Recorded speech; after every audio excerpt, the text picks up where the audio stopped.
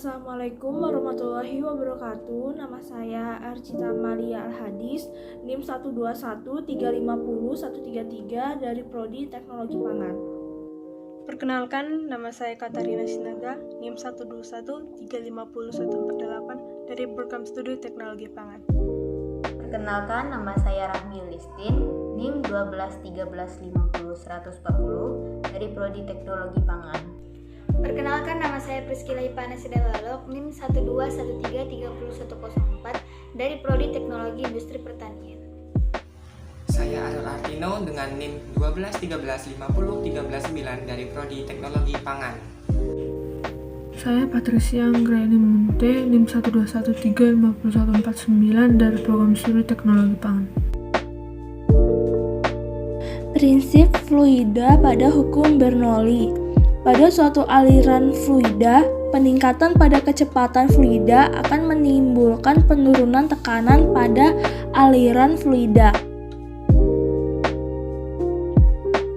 Berikut merupakan gambaran dari gaya angkat pesawat dari penerapan hukum Bernoulli. Di dalam gambar terdapat trus. Trus adalah gaya dorong yang dihasilkan oleh mesin. Baling-baling, gaya ini kebalikan dari gaya tahan. Yang kedua ada drag. Drag adalah gaya ke belakang, menarik mundur dan disebabkan oleh gangguan aliran udara dari sayap, fuselage dan objek-objek lain. Drag kebalikan dari trus dan beraksi belakang paralel dengan arah angin relatif. Ketiga, wake. Wake adalah gaya berat, kombinasi berat dari muatan pesawat itu sendiri, awak pesawat, bahan bakar, dan kargo atau bagasi. Wake menarik pesawat ke bawah karena gaya gravitasi. Wake melawan lift dan beraksi secara vertikal ke bawah melalui center of gravity dari pesawat. Yang keempat, lift. Lift merupakan gaya angkat, melawan gaya dari wake dan dihasilkan oleh efek dinamis dari udara yang beraksi dari sayap dan beraksi tegak lurus pada arah penerbangan melalui center of lift dari sayap. Pesawat terbang dibuat sedemikian rupa sehingga hambatan udaranya sekecil mungkin. Dengan membuat sayap, pesawat membentuk struktur khusus dalam mekanika fluida yang berbentuk airfoil.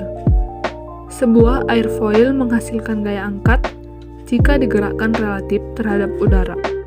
Airfoil menghasilkan downwash yang bisa membuat perbedaan tekanan bagian atas dengan bagian bawah airfoil. Gaya angkat inilah yang menyebabkan pesawat bisa terbang di udara. Aliran angin airfoil pada sayap pesawat terbang. Aileron bergerak naik turun sehingga gaya angkat dapat meningkat dan menurun secara teratur di bagian kemudi dan elevator yang masing-masing membantu belok naik turun pesawat. Untuk bisa terbang, pesawat harus memiliki daya angkat lebih tinggi daripada gaya gravitasi bumi. Ada 3 cara meningkatkan kecepatan pesawat. Yang pertama, meningkatkan daya dorong mesin.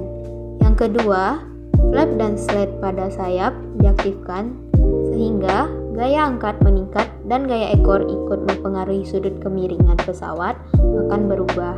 Yang ketiga, sudut kemiringan pesawat sangat berpengaruh terhadap daya angkat pesawat. Sudut kemiringan yang sering dipertahankan yaitu 15 derajat.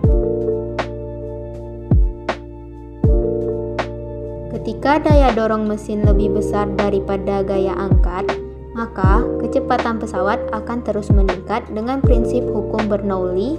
Semakin besar kecepatan pesawat, semakin tinggi pula daya angkatnya. Ketika pesawat sudah terbang dan tidak menambah kecepatan atau ketinggian, maka daya dorong harus sama dengan gaya hambatan agar gaya angkat pesawat sama dengan berat pesawat tersebut. Saat pesawat turun, merupakan kebalikan dari proses pesawat naik. Rumus gaya angkat pesawat terbang yaitu F1 kurang F2 sama dengan setengah PA dalam kurung V2 kuadrat kurang V1 kuadrat. Kita dapat melihat hukum Bernoulli pada gaya angkat sayap pesawat seperti di gambar ini. Nah, setelah diperhatikan, kita dapat menemukan kesimpulan terdapat 4 gaya pada pesawat, yaitu gaya angkat, gaya dorong, gaya berat, dan gaya hambatan. Kondisi yang terdapat pada bagian atas sayap pesawat adalah kecepatan udara yang lebih besar dan tekanan yang lebih kecil. Sedangkan kondisi yang terdapat pada bagian bawah sayap pesawat adalah kecepatan yang lebih kecil dan tekanan yang lebih besar. Gaya angkat pada sayap pesawat terbang timbul karena adanya perbedaan tekanan antara bagian atas dan bawah sayap pesawat. Berikut ini adalah peragaan penerapan hukum Bernoulli pada gaya angkat pesawat.